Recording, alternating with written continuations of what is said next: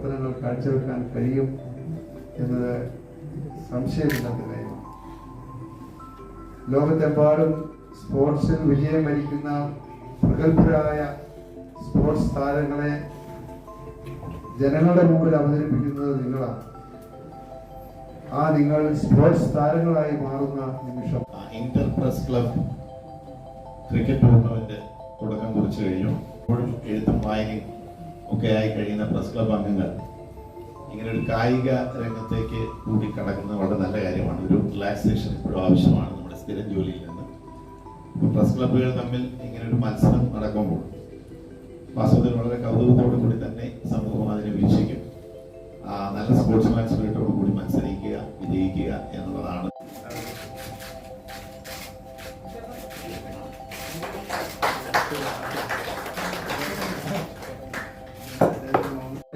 press club